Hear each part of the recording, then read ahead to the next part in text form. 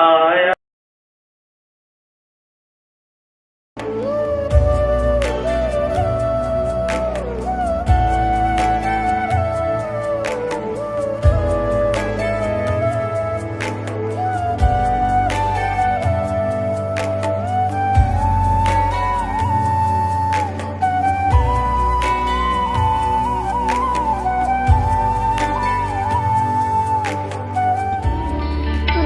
परमात्मा को पाने तथा उसका वास्तविक लाभ प्राप्त करने के लिए पवित्र बाइबल में प्रमाण है कि प्रभु ने मनुष्य को अपना ही स्वरूप बनाया।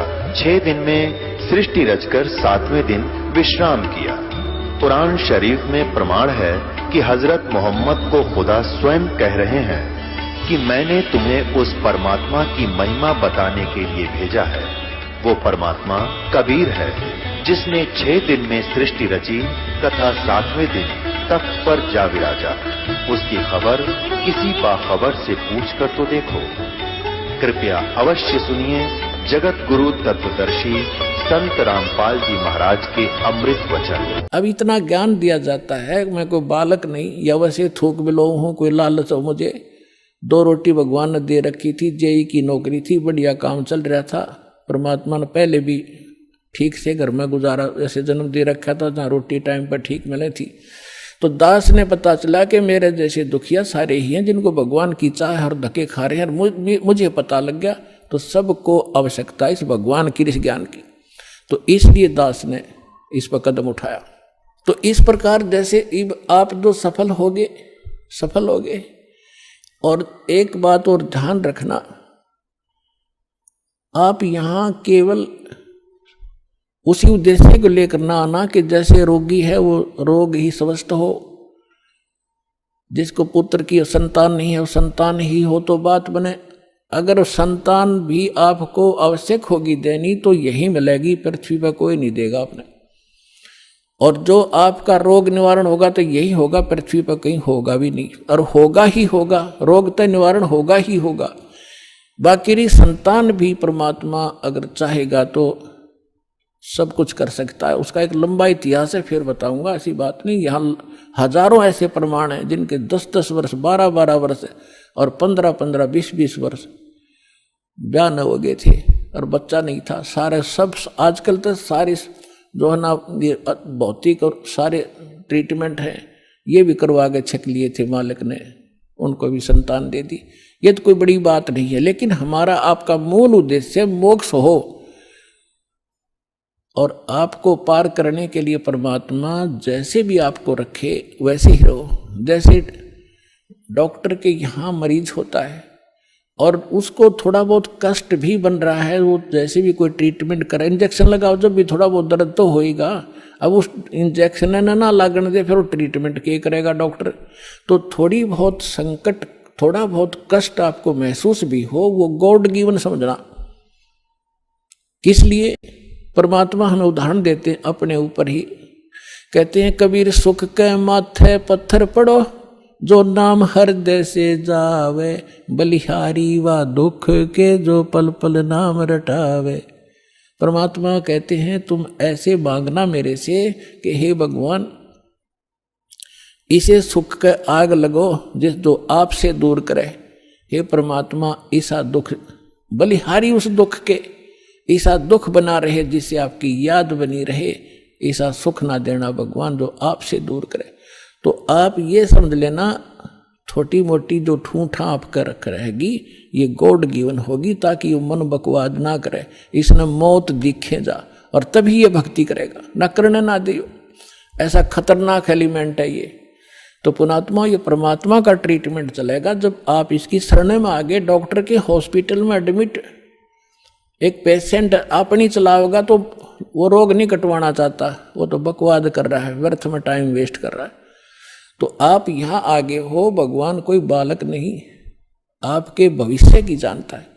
अब जैसे किसी को एक्सीडेंट हो गया और उसका ब्लड चल रहा है, ब्लीडिंग हो रही है, तो डॉक्टर सबसे पहले उसकी कोशिश करेगा कि ब्लड रोकूं, चाहे उसकी टांग में कितनी पीड़ा हो रही हो, फ्रैक्चर भी हो रहा हो, उसने नहीं संभालेगा कि यो दर्द होने दे थोड़ा, पहले इसकी जान बच चली जाएगी जब ब्लड नहीं रोक आते।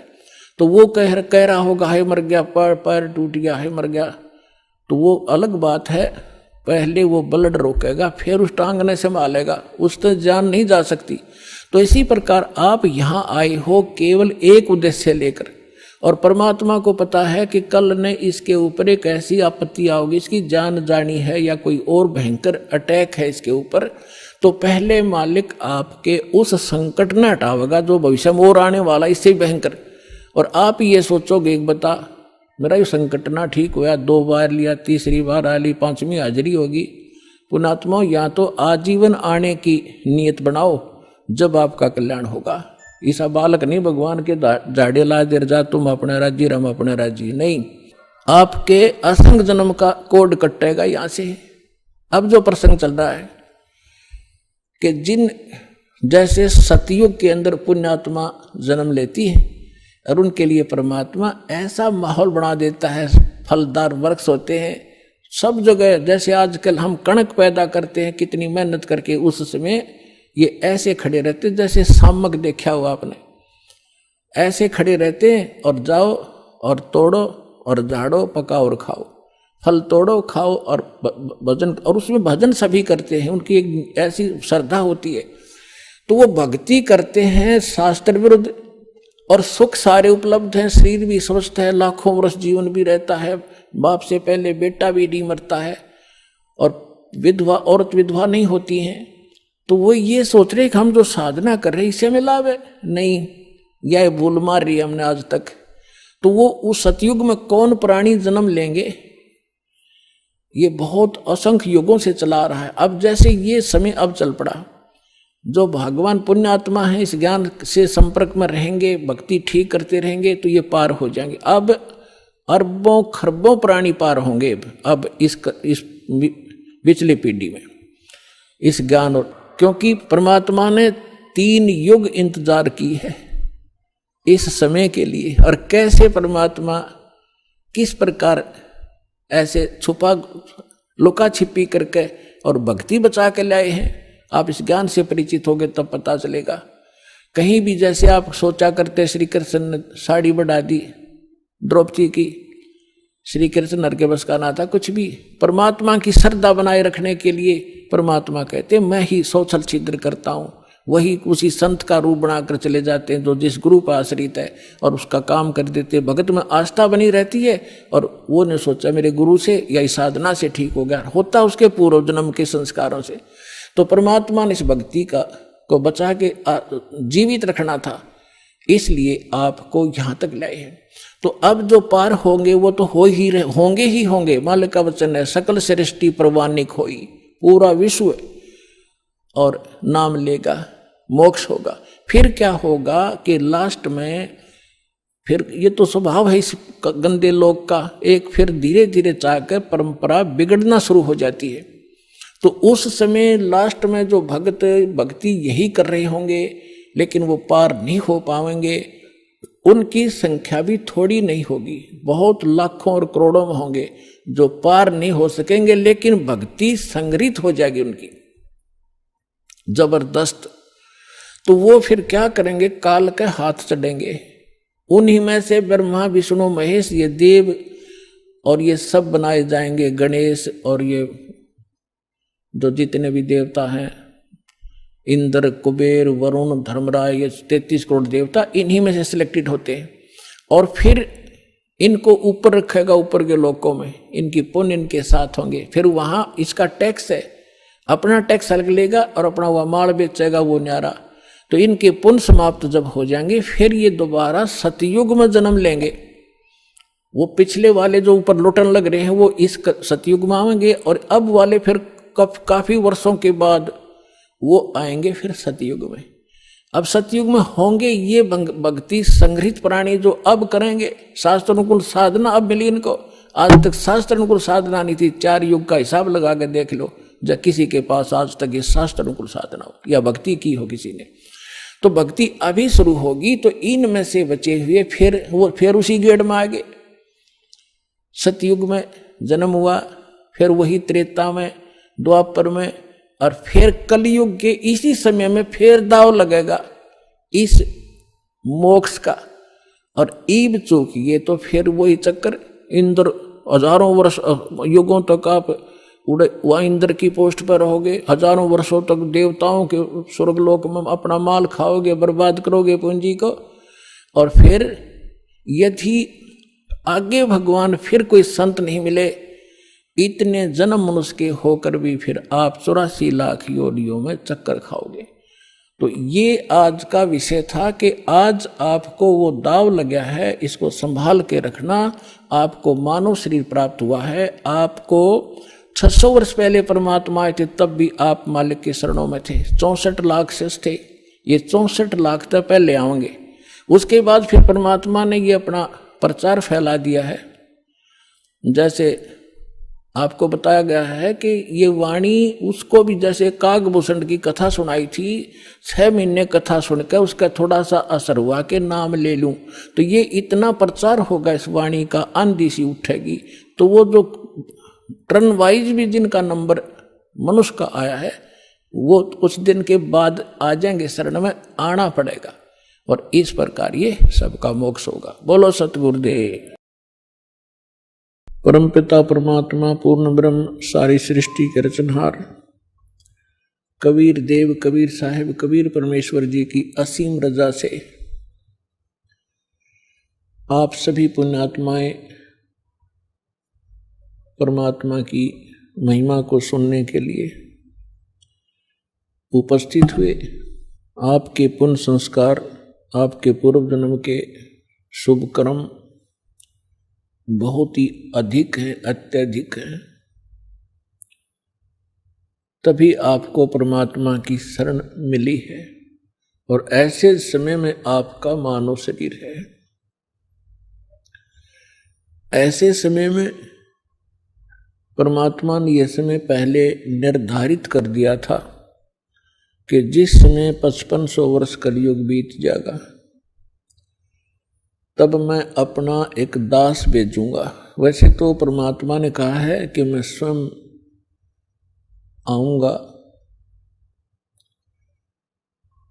परमात्मा स्वयं ना आए, अपना दास भेज दिया। प्रधानमंत्री स्वयं ना आवे हिसार में, अपना कोई रिप्रेजेंटेटिव भेज दे, तो एक का बात समझनी चाहिए, उसमें और प्रधानमंत्री में कोई अंतर नहीं होता। वो प्रधानमंत्री की सब पावर युक्त होता है और एक प्रांत को उस रिप्रेजेंटेटिव द्वारा मिलने वाली राहत पर्याप्त होती है। 600 वर्ष पहले परमात्मा ने अपनी प्यारी आत्मा धर्मदास जी को बताया था।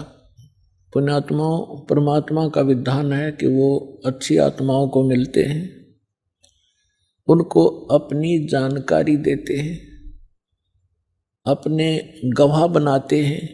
इस समय के लिए परमात्मा इस कलयुग के प्रारंभ में आए थे, प्रथम चरण में, और परमात्मा ने कलयुग को 3 चरणों में बांटा है।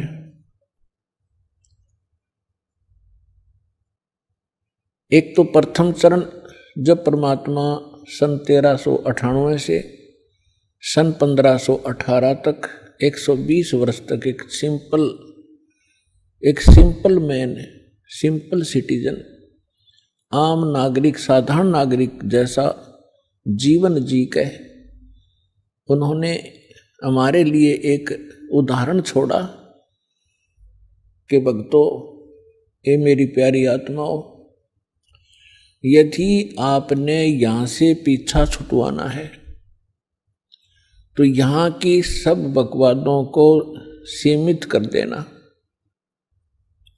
नहीं तो ये काल के, ये माया के चोज आपने असंख्यों बार किए हैं और ये आपको यहीं रख लेते हैं। और एक ये भी सिद्ध करना चाहा था परमात्मा ने कि ये ना समझना कि उस समय ब्राह्मण वर्ण जो था वो केवल भक्ति और ज्ञान प्रचार का अधिकारी माना जाता था, और हम यही मानते थे कि ब्राह्मण लोग ही भक्ति करते हैं, इन्हीं का अधिकार है, यही मोक्ष प्राप्त कर सकते हैं। तो परमात्मा ने सिद्ध किया था कि उस समय छुआछूत बहुत ज्यादा थी और जुलाहा जाति को बहुत ही हेय माना जाता था। शूद्र वर्ण में गिने जाते थे। परमात्मा ने यह सिद्ध करना चाहा था कि जाति और मजहब परमात्मा के पाने में कति आड़े नहीं अड़ता। वो न सहयोगी है न बाधक है। पूर्ण संत प्राप्त हो, सच्ची श्रद्धा से जो सत्य साधना करेगा, चाहे वो किसी वर्ण में जन्मा हो, अमीर हो या गरीब हो, निर्धन हो, सभी परमात्मा प्राप्ति कर सकते हैं और परमात्मा सबको सामान्य लाभ देगा। यदि राजा भक्ति कर रहा है और साथ में एक रंग कर रहा है, जब आध्यात्मिक सत्र का जो सहयोग होगा, परमात्मा दोनों को सामान्य देगा, कोई अंतर नहीं होगा। तो इसी प्रकार परमात्मा ने यह सिद्ध करना चाहा था कि टोटे में भक्ति करे सोए सही सपूत, ये मायाधारी मस्करे है न जाने कितने जालिए ऊत। टोटे में भक्ति करे, निर्धन दारिद्र होकर भी परमात्मा की आस्था जिसमें है, सोए सही सपूत, और ये मायाधारी मस्करे ना जाने कितने जालिए ऊत, रावण जैसे। और परमात्मा कहते हैं राजा हो भावे रंग हो, निर्धन हो या धनवान हो, इंसान हो, स्त्री या पुरुष हो, परमात्मा प्राप्ति कर सकता है यदि उसको सतगुरु मिल जाए। तो पुण्यात्माओं, आप उन पुण्यात्माओं में से हैं जो आपको सतगुरु भी मिल गए। अब यदि अब भी पार नहीं होगे तो फिर आपकी अपनी नालायकी होगी। परमात्मा ने रजा में कसर नहीं छोड़ी। तो पुण्यात्माओं, ये समय बहुत पहले निर्धारित किया था परमेश्वर ने, और काल ने अपना जाल फैलाया था। जब कबीर परमेश्वर से धर्मदास जी ने पूछा कि हे दीनदयाल, आपने जो कथा सुनाई है सृष्टि रचना की, और इसको सुनकर तो ऐसा लगता है कि हम महाअपराधी और कमीने जीव हैं। हम भरी थाली का ठोकर मार के सुख सागर को छोड़कर इस गंदे तालाब में आप इस ओछे जल में आ गिरे। आपके साथ हमने बहुत चीटिंग करी। हे दीनदयाल, आपने कैसे रहम किया हमारे ऊपर, आपने फिर भी आ संभाले। कितने दयालु हो आप। हमने कैसा जुल्म किया आपके साथ विश्वासघात किया। तब परमात्मा ने कहा कि धर्मदास, माता पिता के पुत्र या पुत्री कितने निकम्मे हो जा, फिर भी वो चाहता है कि ये कभी सुधर जा और मेरे पास आ जाए तो मैं इनको सर्व लाभ दूं। अब ये सभी मेरी आत्मा है, मेरे से उत्पन्न है, मेरे शरीर से निकली है। परमात्मा ने अपने वचन से सभी की उत्पत्ति की है। अब हम परमात्मा के पेट से बाहर आए हैं, और जो भी माता अपने बच्चे को, बेटा या बेटी को जन्म देती है, उसको कितने प्यारे होते हैं। दास ने देखा एक माई का पुत्र बिल्कुल जन्म से अपाहिज था, लाल गिरती रहती थी, ऐसे बांगा टेढ़ा मुख था, और वो माँ उसको इतना प्यार करती थी, लाड करती थी, उसकी लार धो के और चूमती थी, प्यार करती थी।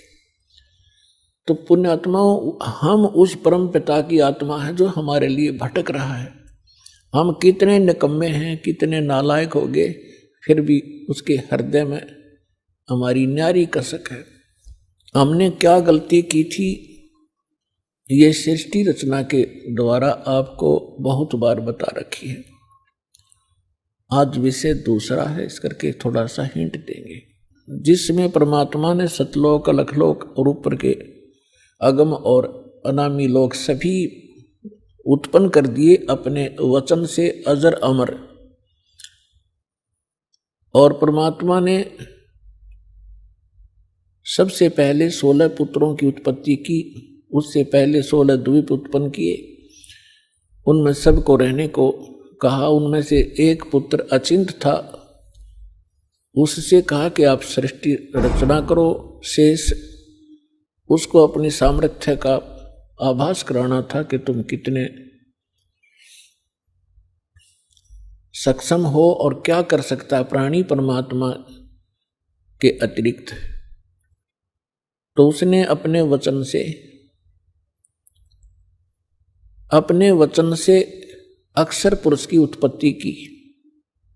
श्रीमद् भगवत गीता अध्याय नंबर 15 के श्लोक नंबर 16 और 17 में 3 पुरुष हैं, सरपुरुष, अक्षर पुरुष और उत्तम पुरुष है तो अन्य।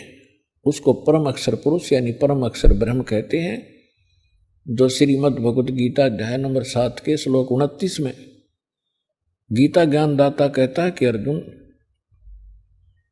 जो व्यक्ति जरा और मरण से छूटने के लिए ही प्रयत्नशील हैं, उससे मोक्ष पाना चाहते हैं वृद्धावस्था से और मृत्यु से, वो उस तत्परम से परिचित हैं, संपूर्ण अध्यात्म ज्ञान से परिचित हैं और सब कर्मों से वो वेल नोन है। वही लोग यहाँ से निकलने की, मृत्यु से और जरा यानी बुढ़ापे के दुख से छूटने का प्रयत्न करते हैं, तो वो उस तत्परम से परिचित होते हैं। अर्जुन ने 8वें अध्याय के प्रथम मंत्र में पूछा कि वो तत्ब्रह्म क्या है। गीता ज्ञानदाता ने 8वें अध्याय के 3रे श्लोक में कहा कि वो परम अक्षर ब्रह्म है। यानी गीता ज्ञानदाता से अन्य है वो समर्थ शक्ति। तो 15वें अध्याय के गीता जी के 16 और 17 श्लोक में 3 पुरुष हैं, सरपुरुष, अक्षर पुरुष, और 17वें श्लोक में कहा कि उत्तम पुरुष है तो अन्य है। इन दोनों से, सरपुरुष और अक्षर पुरुष से वो श्रेष्ठ परमात्मा, उत्तम पुरुष, पुरुषोत्तम तो कोई और है, और वही तीनों लोकों में प्रवेश करके सबका धारण पोषण करता है। वो वास्तव में अविनाशी परमेश्वर है।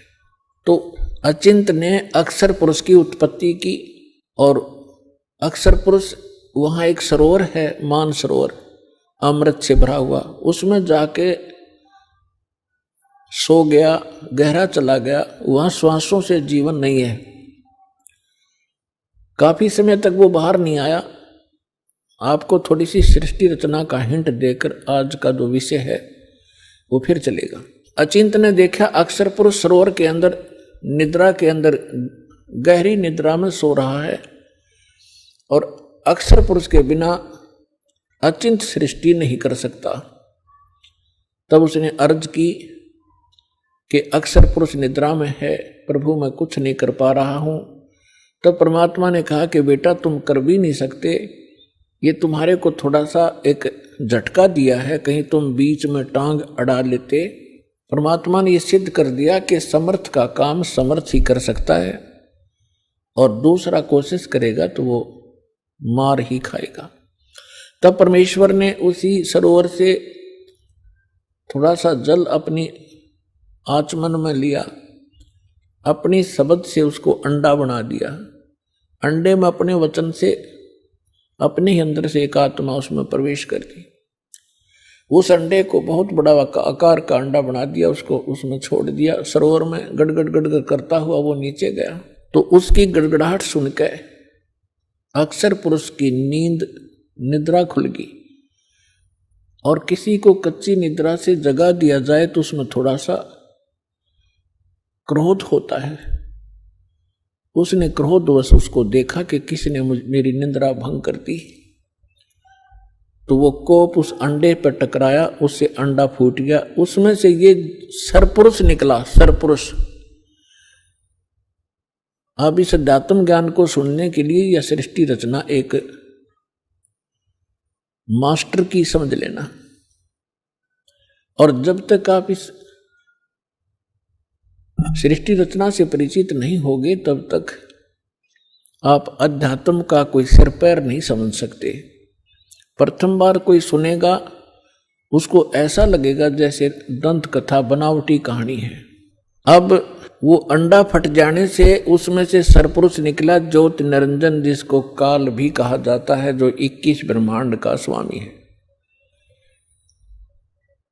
तब परमेश्वर ने कहा कि तुम दोनों बाहर आओ। वो दोनों बाहर आ गए। उनसे कहा कि जाइए आप अचिंत के द्वीप में रहो। एक एक स्थान तीनों को दे दिया, अचिंत, सरपुरुष और अक्षर पुरुष। उसके पश्चात परमेश्वर ने स्वयं शेष रचनाएं की और हम सभी आत्माओं को अपने वचन से उत्पन्न कर दिया। असंख्य जितने भी यहाँ चींटी, मच्छर, मक्खी, सूक्ष्म जीव जो दिखते भी नहीं, दूरबीन से देखे जा सकते हैं, हाथी, देवता, ये सभी प्राणी परमात्मा ने अपनी वचन से उत्पन्न करके, ये सभी आत्माएं ऊपर रहा करती थी। हम सभी की वहाँ सृष्टि थी, परिवार था और बहुत सुंदर महल, बड़े बड़े बगीचे, प्रत्येक के महल के आसपास बहुत बहुत सुंदर आगे पार्क हैं, फल फ्रूट वहाँ पर लदपद रहते हैं, मेवा लदपद रहती है, सदाबहार वृक्ष हैं, सदाबहार बाग बगीचे हैं। तब परमात्मा ने हम सबको उत्पन्न किया, हम अलग अलग रहने लगे और हमारा वहाँ पर एक परिवार बन गया। जैसे आपका यहाँ परिवार बन गया, ऐसे वहाँ भी आपका ऐसे सुंदर परिवार था। प्यार से रहते थे, कोई तकलीफ नहीं, किसी वस्तु का अभाव नहीं, कोई काम नहीं।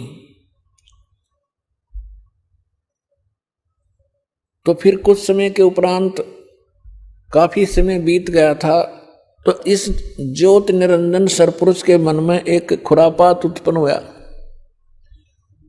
इसने सोचा हम तीन तो एक स्थान पर एक ही प्लाट में रह रहे हैं, द्वीप में, और शेष मेरे भाई अब अलग अलग द्वीपों में रह रहे हैं, तो मैं अलग से द्वीप प्राप्त करूंगा।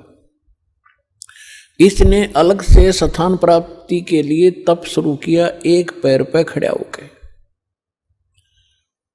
एक पैर पे खड़ा होकर के इसने तप किया, कभी उस पैर को रख ले, कभी उसको, और हम फिर इसके जाल में कैसे फंसे।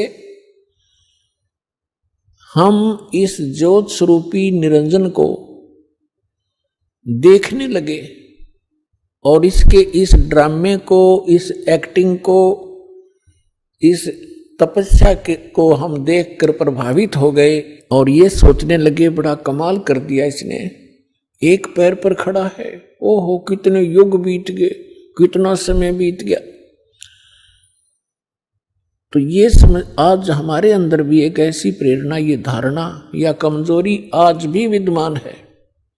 जैसे कोई एक्टर, कोई हीरो या हीरोइन, अभिनेता, अभिनेत्री, आप उसको देखते हैं, फिल्म वगैरह देखते हैं उनकी, तो उनसे इतने प्रभावित हो जाते हैं ये जवान नौजवान बच्चे, लड़के या लड़कियां, और वो कभी यहाँ आजा बरवाला में या हिसार में, तो ये नादान बालक है, उसको देखने के लिए वहाँ कई हजारों की संख्या में इकट्ठे हो जाएंगे और वो अपनी रोजी रोटी के लिए चटक मटक करते हैं और ये फजूल में मुफ्त में डले ढोने के लिए उसको देखने जाते हैं, उन पर इतने आसक्त हो जाते हैं और उनको अपना फेवरेट हीरो और हीरोइन बोलते हैं। मैं बताऊं, उनसे लेना एक न देने दो, वो उनको बता टिंडे देंगे, वो अपने लिए नाचें कूदें बकवाद करें 2 पैसे इकट्ठे करने की खातिर, और ये मुंह बाएं देखें जहाँ उसकी खातिर वो खड़ी इतने किलोमीटर पे। तो ये कमजोरी हमारे वहाँ हुई थी। हमें सारी सुविधा वहाँ प्राप्त थी, हमारा समर्थ भगवान हमारे को सब सुविधाएं दे रहा था, और उस सुविधाओं को भूलकर, परमात्मा के एहसान को भूलकर हम इस नीच को देखने लगे, इस काल को। हम इस पर आसक्त हो गए, जैसे ये बच्चे हो जाते हैं एक्टर्स पर। परमात्मा ने बहुत बार आकाशवाणी की कि बच्चों, इसके इस ड्रामे न मत देखो, मस्त रहो तुम। हम ऊपर से सावधान हो गए, जैसे हम बिल्कुल नहीं चाहते, पर अंदर कसक बहुत ज्यादा बन गई। वो तो अंतर्यामी है, हमारी सारी बात जानते थे कि अब ये गए काम तय। जब उसने 70 युग तक तप किया, तब परमेश्वर ने पूछा कि बोल ज्योत निरंजन, आप क्या चाहते हो, क्यों ऐसा ये हठ कर रहे हो। तब उसने कहा पिताजी मेरे लिए ये स्थान बहुत कम है, मुझे कोई अलग स्थान दे दो, मैं अपना अलग स्थान चाहता हूं। परमात्मा ने कहा ठीक है भाई, तब से राज मदमानम और जन्म तीसरे शुक्र सवानम। तेरे इस तप के कारण मैंने तुझे 21 ब्रह्मांड का राज दे दिया। जैसे एक धनी पिता अपने पुत्र को उसके हिस्से के 21 प्लाट दे दे खाली। अब उन ब्रह्मांडों को पाकर ये कभी उसमें जा रहा है, कभी उसमें कूद रहा है, सारा नाच कूद कर इसने सोची कि इसमें कुछ कंस्ट्रक्शन भी चाहिए। अब वो समर्थ है, सबका सब सारे मटेरियल उस परमात्मा से उपलब्ध हो सकते हैं। इसने फिर तपस्या की, 70 युग फिर तप किया। हम फिर भी इसको बहुत ज्यादा चाह रहे थे, ऊपर से सावधान थे पर अंदर से कसक गजब की थी। तब परमेश्वर ने पूछा भी बोल क्या चाहता है ज्योत निरंजन, अब तुझे और क्या चाहिए। तब इसने कहा कि भगवान परमात्मा हे पिताजी, मेरे लिए मुझे कुछ कंस्ट्रक्शन करने का मटेरियल सामग्री दे दो। तब परमात्मा ने इसको 5 तत्व और 3 गुण दे दिए और कहा ले बेटा खेल खिलौनों से। इनको पाकर के इसने फिर सोचा कि अब मैं इसमें कंस्ट्रक्शन भी कर लूंगा और फिर ये यहां मुझे अकेले का दिल लगे नहीं, इसके अंदर कुछ प्राणी चाहिए। इसने फिर से हठ योग शुरू किया। जब इसने तीसरी बार 64 युग तप किया, तब परमात्मा ने पूछा कि बोल ज्योति निरंजन तू क्या चाहता है। तो जो तूने मांगा मैंने दे दिया, अब क्यों हठ कर रहा है।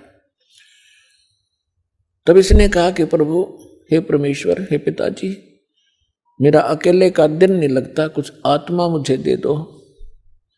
परमेश्वर ने कहा कि देखो भाई, इस और तपस्या के लिए तू कुछ और मांग सकता है, अन्य तेरे को ब्रह्मांड दे दूंगा, लेकिन आत्मा नहीं दे सकता,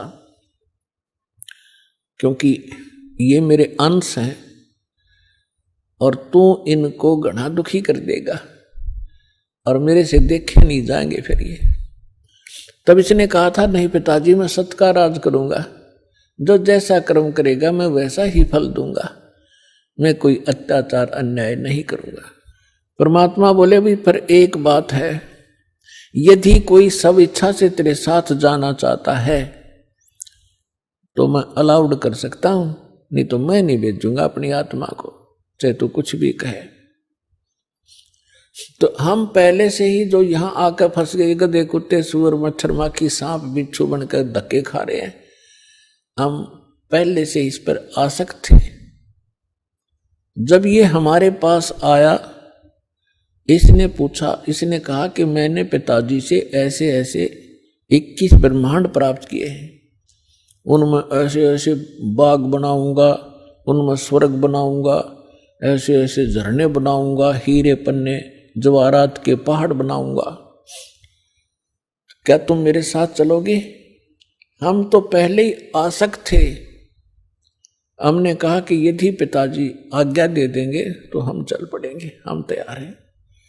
इसने पिताजी के पास, परमेश्वर के पास जाकर कहा कि हे भगवान, कुछ आत्माएं मेरे साथ चलने को तैयार हैं।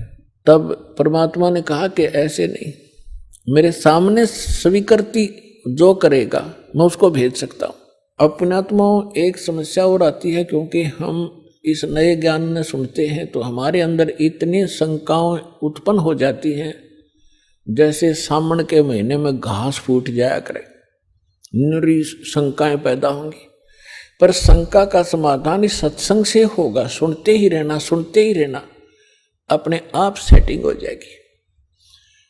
अब आपके मन में ये आवेगा कि परमात्मा तो जानी जान थे कि हमें कितना कष्ट होगा, तो हमें यहाँ नहीं भेजना था।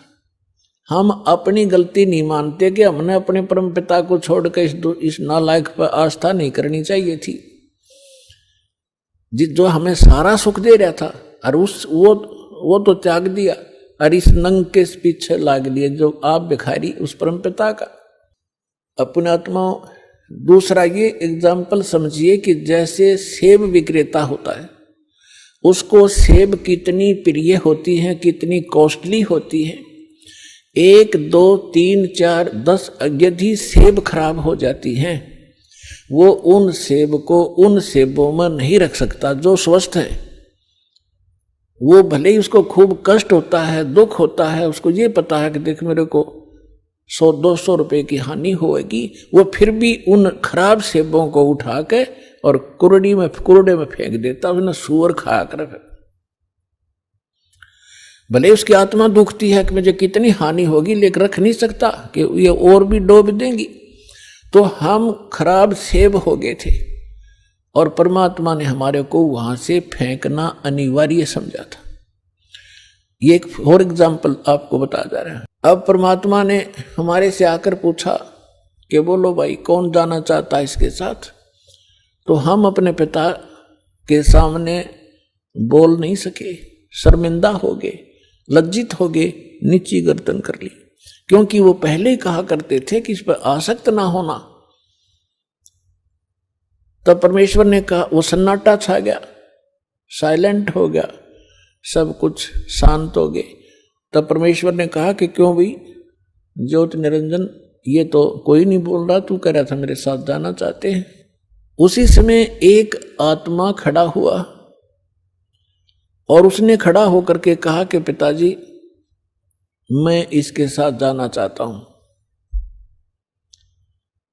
अब बाकी हमने सोचा कि यू एकला एक वहां सारी लूट लेगा और हम रह गए पाछे, तो हम भी फिर खड़े हो गए, दोनों हाथ ऊपर ने कर लिए।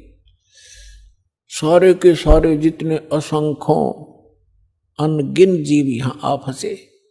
तब परमात्मा ने कहा ठीक है भाई, जो जिसने हृदय से स्वीकृति इसकी की है उसको मैं इसके साथ भेज दूंगा, लेकिन आप जाइए अपने ब्रह्मंडों में, मैं इनको वहां भेजने का तरीका दूसरा अपनाऊंगा। तो परमात्मा ने क्या किया कि जिस आत्मा ने सबसे पहले स्वीकृति दी थी उसका एक युवा लड़की बना दिया अपने वचन से, और उसके अंदर हम सभी प्राणियों को सूक्ष्म रूप बनाया और सूक्ष्म बना दिया हमारा स्वरूप, और सभी को अपने वचन से उस लड़की के शरीर में प्रवेश कर दिया। अपनात्मा, अब वैज्ञानिक तरीके से आप अच्छी तरह समझ सकते हो कि हमारे ब्लड के अंदर कितने जीवाणु हैं। 1 ग्राम ब्लड के अंदर 40-40 लाख जीवाणु, ये डॉक्टर लोग बताते हैं कि इतने बैक्टीरिया हैं, इतने फलाने हैं। तो इसको समझने में कति देर नहीं लगेगी। तो इसी प्रकार परमात्मा ने उस लड़की के शरीर में हम सभी को सूक्ष्म बनाकर प्रवेश कर दिया। अब वो लड़की कौन है? ये अष्टंगी है, दुर्गा है, और हम सभी उसमें प्रवेश कर दिए। अपने पुत्र सहज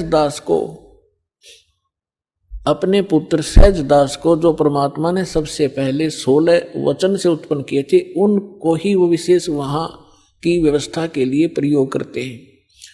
तो सहज दास को कहा कि जा इस अपनी बहन को ले जा और इस ज्योति निरंजन के पास उसके ब्रह्मंडों में छोड़िया, और उसको बता देना कि मैंने इस लड़की को, बेटी को एक वचन पावर दे दी है, जितने जीव वो कहेगा या उत्पन्न कर देगी वचन से, और जितनी आत्माओं ने तुम्हारे साथ जाना चाहा था इसके शरीर में प्रवेश है। सहजदास ने जाके सब कथा सुना दी और लड़की को छोड़कर वापस आ गया। अब ज्योति निरंजन के मन में ये दोष आया, अकेली युवा लड़की को देखकर इसने यह एक और भयंकर गलती कर दी है। ये विषय वासना वश होकर लड़की के साथ दुराचार करने की चेष्टा करने लगा।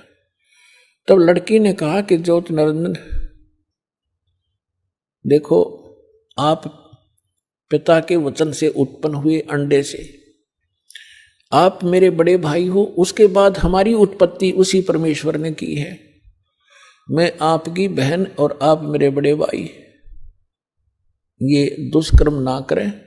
मेरे को परमात्मा ने वचन दिया है, वचन शक्ति दे रखी है। जितने जीव आप कहोगे नर और मादा, मैं वचन से उत्पन्न कर दूंगी। लेकिन उसने एक नहीं सुनी, और उसी समय उसने उस लड़की को, परमात्मा ने एक और रजा बख्शी थी कि उस लड़की को प्रजनन इंद्री नहीं लगाई थी। बाकी शेष सब फीचर्स जो थे वो सब लड़की वाले थे। तो उसने अपनी नख रेखा से, नाखूनों से प्रजनन इंद्री बना ली। अब लड़की ने देखा कि जुल्म करेगा, मेरी इज्जत लूटेगा, तो उसने एकदम सूक्ष्म रूप बनाया, और वो जो ही उसके साथ दुराचार करने की स्थिति में हुआ, मुंह खोला बकवाद के लिए, उसके मुख के माध्यम से पेट में चली गई। और वहां जाकर के उसने पुकार किया कि हे पिताजी मेरी रक्षा करो, मेरे साथ इसने ऐसा दुर्व्यवहार किया। परमात्मा को पता था कि तुमने यही टिंडे देगा यूं, उनको पहले ही मालूम था। हो गया शुरू ड्रामा इसका। तब अपने पुत्र जोगजीत का रूप बना के, जो प्रथम 16 उत्पन्न हुए थे, उन्हीं के रूप में परमात्मा यहाँ आते हैं, और उसके लोक में भी जोगजीत रूप बनाकर गए थे। और वहां प्रकट होकर के कहा कि ज्योति निरंजन सुन दे अब वचन परमात्मा का, तूने एक महान दोष कर दिया इस सच्चे लोक में, और ऐसे सच्चे लोक में ऐसे जुल्म करने वाले को ये दंड लगता है, ये दोष लगता है, अपराध लगता है, उसको एक रोग लगता है। आज से तेरा नाम काल होगा। लड़की को तूने बदतमीजी से दुखी किया और तेरे पेट में ये चलेगी, तूने इसको निगल लिया, और 1 लाख मानव शरीरधारी प्राणी तू डेली खाया करेगा, और 1.25 लाख उत्पन्न किया करेगा। उसके पेट को चाक किया परमात्मा ने अपने नाखून से, लड़की को बाहर निकाल दिया और कहा कि आज से तुम यहां नहीं रहोगे, इन 21 ब्रह्मांड को लेकर तुम दोनों यहां से चले जाओ मेरी आंखों के सामने से। अब ज्योति निरंजन ने बहुत फिर बाद में अपनी गलती का आभास भी हुआ और कहा भाई मुझे माफ कर दे, पिता से मुझे क्षमा करवा दे। वो अपना भाई समझ रहे थे, जोगजीत समझ रहे थे वो स्वयं परमात्मा। तब परमेश्वर ने कहा कि बस और फालतू बात मत करे और यहां से अति शीघ्र निकल जा। इतना ही कहा था, उसके 21 ब्रह्मांड विमान की तरह खिसक चले पड़े बहुत ही गति से, और सतलोक से 16 शंख कोश की दूरी पर आकर परमात्मा के विधान अनुसार ये यहां चक्कर लगाने लगे। 16 शंख कोश की दूरी पर सतलोक से ये हम यहां बैठे हैं। नील पद्म शंख, जैसे हम गिनते हैं ना 1000, 10,000, लाख, करोड़, 10 करोड़, अरब, 10 अरब, खरब, 10 खरब नील, 10 नील पद्म, 10 पद्म, फिर शंख। तो ऐसे 16 शंख कोश, एक कोश के अंदर लगभग 1.5 मील होता है और 1 मील में लगभग 1.5 किलोमीटर होता है, यानी लगभग 3-3.25 किलोमीटर एक कोश में होते हैं। तो 48 शंख किलोमीटर की दूरी पर हम सतलोक से यहां आ गए, ये काल और ये दुर्गा। अब यहां आकर के इसने सोचा, इसने फिर वह बकवाद शुरू करी। लड़की ने फिर कहा कि ज्योति निरंजन देख, जुल्म ना करे, पहले तो मैं तेरी बहन, तू मेरा बड़ा भाई, फिर मैं तेरे पेट से बाहर आई, तेरी बेटी होगी, और ये दोनों नाते पवित्र होते हैं, तो जुल्म ना करे। पर इसने एक नहीं सुनी और दुर्गा के साथ पति पत्नी व्यवहार किया और 3 पुत्र उत्पन्न किए। 3 पुत्र अष्टंगी जाए, ब्रह्मा विष्णु शिव नाम धराए। अपन आत्माओं यहां थोड़ा सा हिंट देंगे, क्योंकि आज का विषय एक बहुत ही अपने स्तर का होगा। क्योंकि एक तो ये सिद्ध करना अनिवार्य है कि हम जिसकी शरण ग्रहण किए हुए हैं वास्तव में यो परमात्मा है कि नहीं। तो ये परमात्मा अपने द्वारा रची हुई सृष्टि को स्वयं ही ठीक ठीक बताता है, और उस परमेश्वर ने अपनी रचना को, अपनी सृष्टि रचना को आप ही आके बताया है। आज तक ब्रह्मा विष्णु महेश की कोई उत्पत्ति करने वाला आदमी नहीं था। ऋषि वह ऋषि, चाहे कोई कितना विद्वान पाक रहा था। फिर क्या हुआ, अब थोड़ा सा ये मौखिक बता के फिर आपको शास्त्रों में दिखाऊंगा, तब आपका विश्वास दृढ़ होगा। आइए अब हम उन श्रद्धालुओं के अनुभव जानते हैं जो जगत गुरु तत्वदर्शी संत रामपाल जी महाराज जी से दीक्षा प्राप्त कर चुके हैं तथा उनके द्वारा बताए गए भक्ति मार्ग पर चल रहे हैं। नमस्कार सर। नमस्कार सर, क्या नाम है आपका? मेरा नाम गोपाल दास। सर, कहाँ के रहने वाले हैं आप? मैं उत्तराखंड नेपाल बॉर्डर।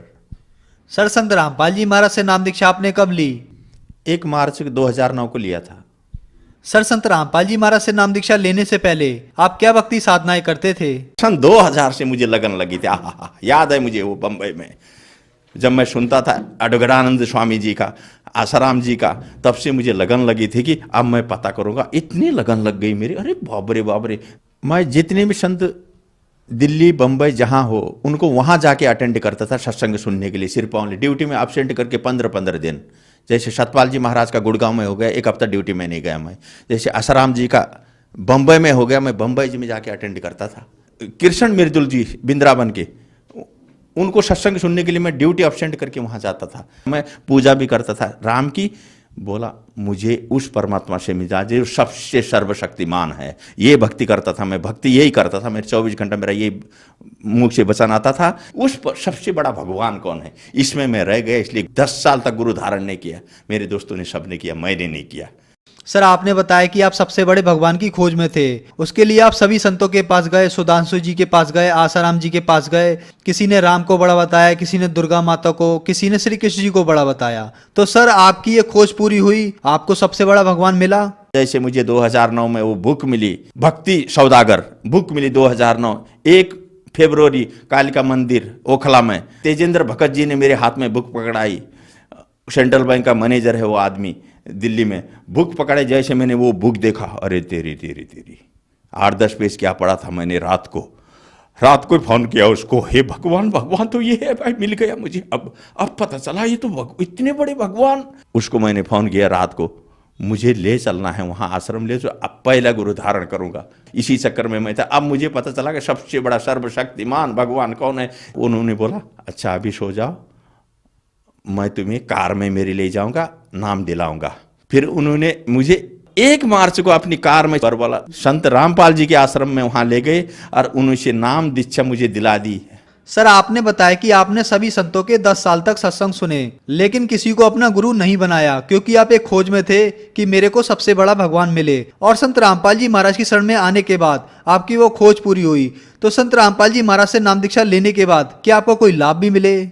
जैसे मैंने नाम लिया वहां से 1 मार्च को, उस दिन से मैं 4 महीने फर्स्ट नाम जो दिया गुरुजी ने, जो मेरे मैं याद है मुझे, जो मेरे फंसे हुए पैसे पीएफ में 3 जगह पैसे लटक गए। अरे अचानक नहीं देने वाले, बैंकों में पैसे आने लगे मेरे। मैं तो हैरान रह गया, इतने चंगा हो गया, इतना खुश हो गया मैं। अरे इतनी आनंद क्यों है मेरे को अंदर से। चारों तरफ से पैसे 3 जगह से बैंकों में पैसे आ रहे मेरे, जो कभी नहीं देने वाले थे वो भेज रहे हैं।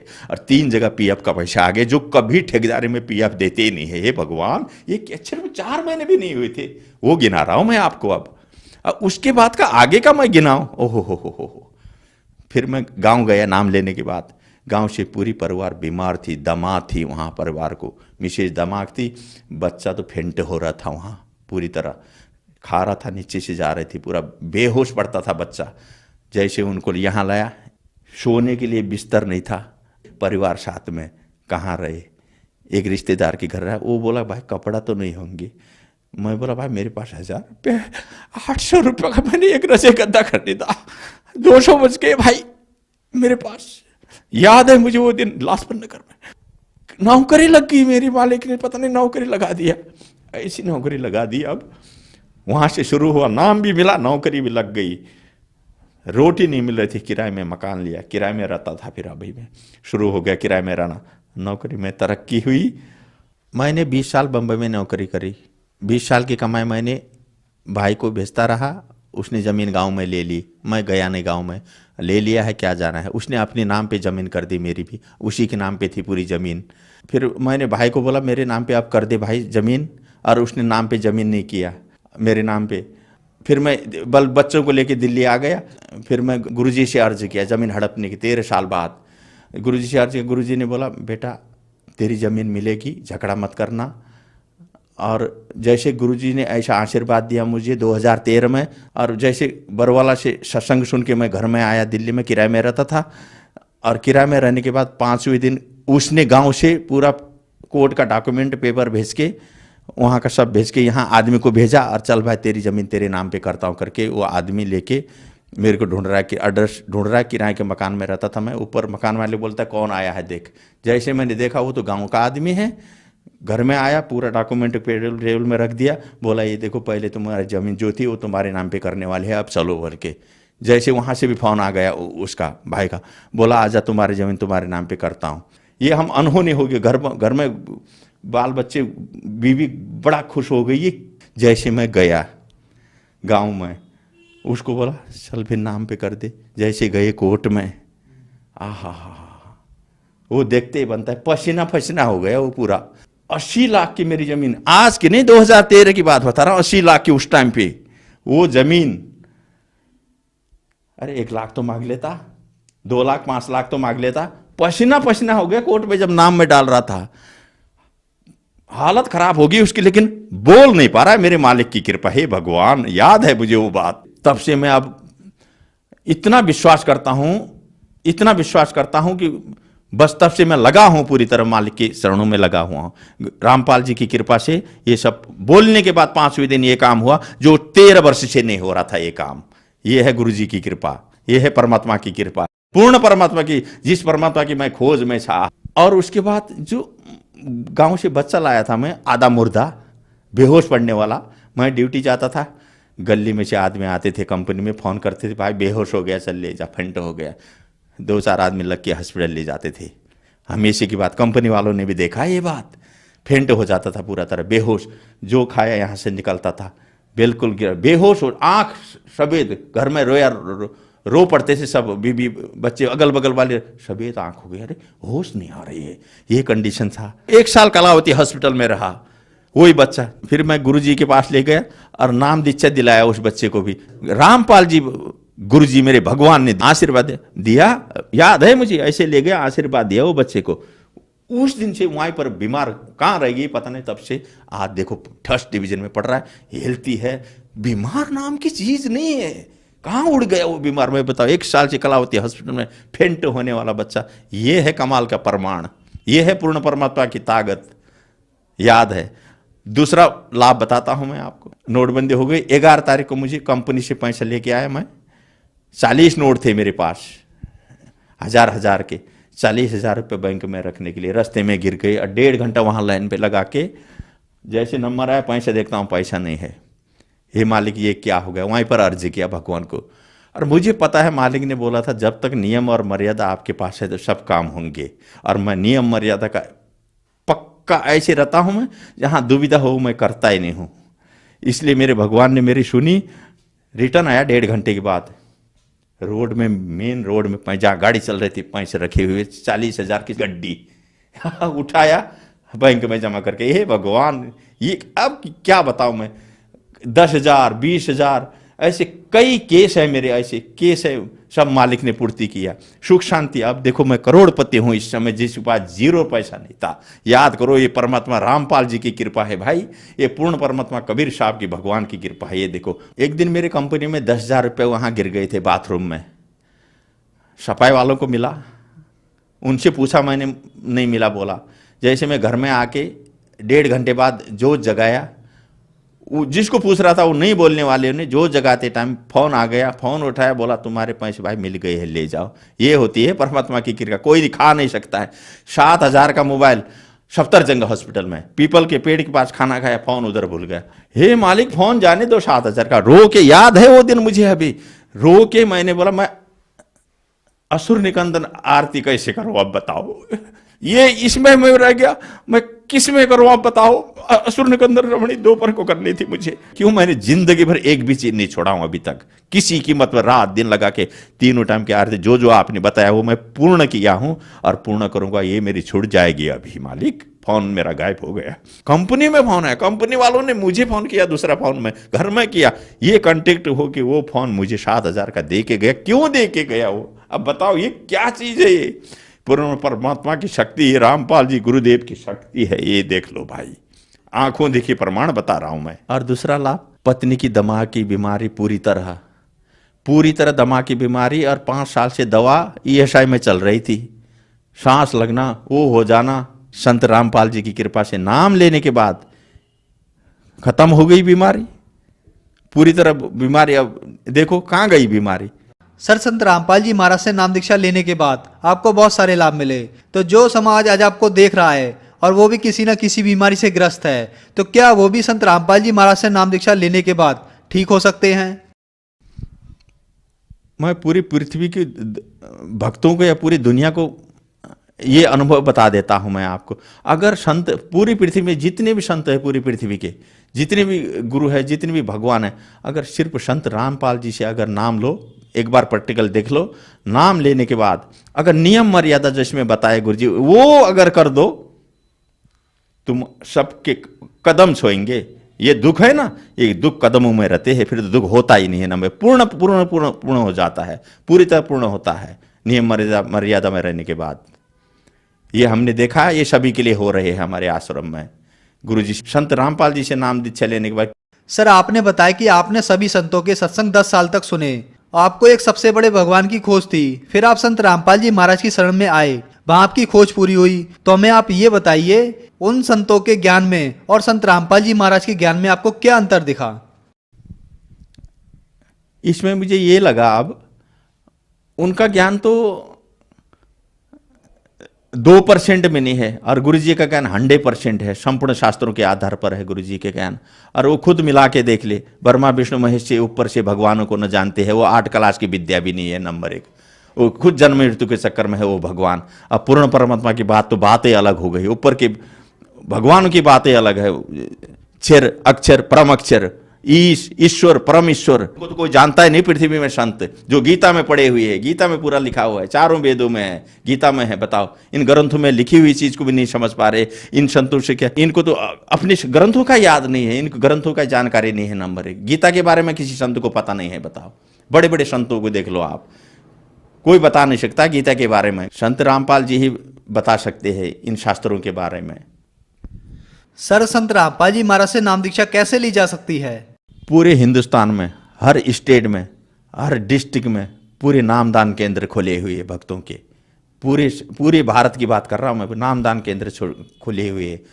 जो आदमी जिस स्टेट का जिस जगह का रहता है वहाँ पूरा नामदान केंद्र में कांटेक्ट करो, संत रामपाल जी से नाम दीक्षा लो और अपना कल्याण कराओ। धन्यवाद सर। नमस्कार, सत श्री।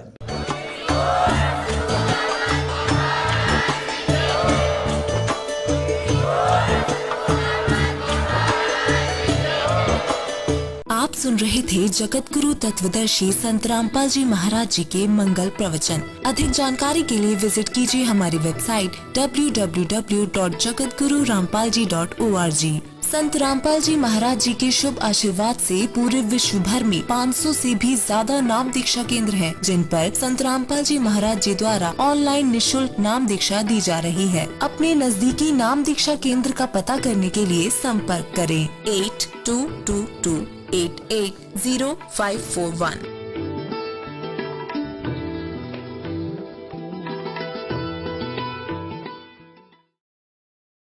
आया है बन जारा के सो। जाया माल अपारा केशव आया है बंजारा केशव आया।